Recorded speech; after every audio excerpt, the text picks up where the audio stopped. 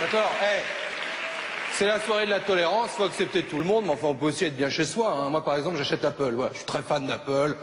Voilà, je le dis tout de suite, je suis très fan d'Apple, j'achète, je sais pas s'il y en a dans la salle, bon voilà, moi j'adore, s'il y en a parmi vous qui achètent Apple, voilà, je leur envoie un bisou, on se serait croisés dans la rue, on se serait fait comme ça, un petit poutou de loin. Voilà, donc, parce qu'on se reconnaît entre gens qui achetons Apple. Voilà, c'est comme ça, c'est une espèce de philosophie de vie. Pourquoi je fais ça? Parce que j'achète Apple et je t'emmerde. Voilà, c'est... Non, l'autre soir, je veux dire, on se reconnaît entre types qui achètent Apple, les gens qui achètent PC. L'autre soir, j'étais en face d'un type, à un dîner, et le type arrêtait pas de postillonner, il me balançait de la bouffe sur les chemises, il avait les dents pourries, il puait de la gueule, il devait bosser dans l'enseignement, et...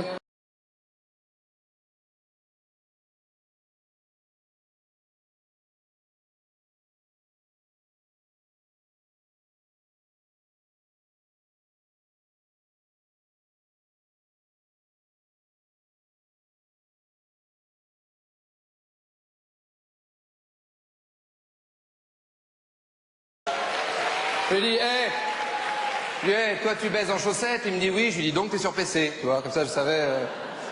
Non, je suis très fan de l'iPhone. Pour ceux qui connaissent pas, c'est un petit téléphone avec des applications. C'est un téléphone à la carte, hein. Tu charges les applications. Les sympas sont payantes, les à chier sont gratuites. Et l'autre jour, je télécharge un journal, L'Essentiel. Moi, je suis très fan d'infos, j'adore, donc je dis en une comme ça du journal, sur l'iPhone, je regarde, je vois le journal L'Essentiel. Les festivités du 65e anniversaire de la Libération se sont merveilleusement bien déroulées à Pétange. Je me dis, je sais pas où c'est. Sous le regard bienveillant du grand-duc. Là, je me dis, merde, où j'ai fait un micro-coma, où il y a eu un coup d'État, tu vois. En fait, c'est un quotidien luxembourgeois. Donc, autant te dire, je m'en bats les couilles du Luxembourg, mais d'une force. Voilà, oui, tu peux me prendre en photo, hein, c'est moi qui ai dit ça. Hein, on peut déclencher un conflit armé avec le Luxembourg ce soir, ça me dérange pas. Je sais pas combien ils sont, 3 ou 2, si y en a un qui est parti chercher du pain en Lorraine, peut-être ils sont 2. Je sais pas avec quoi on se battra, des Legos, des coquilles d'œufs, des grolles, je sais pas, si on se bat avec le Luxembourg. Non, j'ai rien contre le Luxembourg, mais ce que je veux dire, c'est qu'on est un peu surinformés, c'est ça que je veux dire. Si tu fais le compte de toutes les infos que tu te chopes dans la gueule, entre l'internet, les kiosques, les affiches, les téléphones, l'autoradio, tu rentres chez toi. C'est comme les 72 chaînes chinoises que t'as à la fin de ta Freebox. Comment te dire? T'as pas le temps de les regarder toutes. Hein, c'est pas faire insulte à cet empire millénaire qu'est la Chine, de dire qu'une fois que t'as appris la cuisson du nem, tu zappes sur Equidia, tu vois. Equidia qui elle-même est une chaîne pour les chevaux qui la regardent pas, hein, tout est normal. Qui regarde Equidia? On sait pas. À part le mec qui complexe parce qu'il a une petite bite, mais je sais pas, enfin je sais pas. Oui, non, c'est pas le propos, non, mais... Non, en revanche, il y a une application très utile qui est l'application Toilette. Tu appuies sur Toilette et il te donne les toilettes les plus proches de l'endroit où tu te trouves. Alors le problème, c'est que les particuliers chez qui tu débarques sont pas toujours prévenus, mais bon... Pas grave, hein, tu laisses une pièce, hein, comme à la gare. Hein. Et les textos? Relisez vos textos avant de les envoyer. Voilà, parce que l'iPhone, c'est le seul téléphone qui change les mots de ton texto sans que tu t'en rendes compte. Parce que... Ah, je vois bien.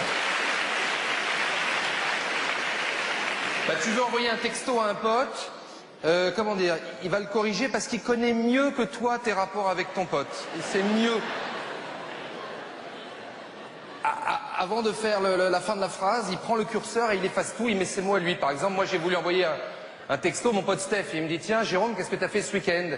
Ah, j'ai dit, tiens, je me suis tapé un coup de pourquoi il prend, de viticulteur, il voulait je me suis tapé un coup de viticulteur. Qu'est-ce que t'as fait après? Bon, on a bouffé du raisin, t'avais plus ça à faire, qu'est-ce que je te dise? Sinon l'iPhone aussi, il prend un numéro de téléphone au hasard dans ton répertoire et il l'appelle. Mais pas genre, ça nous est tous arrivé, tu sais, dans les transports en commun, tu mets ton téléphone, un coup de coude, t'envoies un coup de fil à quelqu'un, ça on connaît. Non, non, là je fais devant vous. Là, j'ai personne autour de moi, je mets mon iPhone dans la poche, là il appelle quelqu'un, en train d'appeler quelqu'un. Pourquoi? Bah pour prendre des nouvelles, je sais pas. Salut, c'est l'iPhone, je suis dans une poche, il fait chaud, je sais plus ce qu'il dit. Ah non. Non, je me suis gouré. Il appelle pas n'importe qui, il appelle ton conseiller clientèle, tu sais, le mec. À la Générale, LCL, la Mutuelle, ce que tu veux. Le mec chez qui t'es allé chialer 100 000 € pour un projet, tu sais, arrêtez, monsieur Marzol. Monsieur Marzol, je suis un mec sérieux. Je paye mes agios tous les mois. Bon.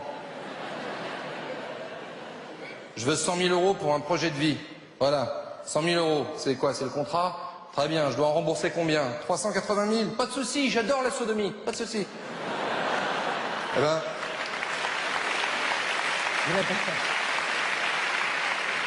L'iPhone, il appelle ce mec-là, Monsieur Marzol, là, ton conseiller clientèle, dans la nuit du samedi au dimanche, entre 3h et 4h du matin, quand t'as posé ton téléphone sur le rebord de la cuvette des toilettes, tu sais, et que t'es en train de rendre 12 vodka pomme. Ce qui fait qu'en termes de bruit, ça ressemble à peu près, à peu de choses près, à l'accouchement de la truie, tu sais, ça fait... Après, ton prêt, à mon avis, autant le demander à Madoff.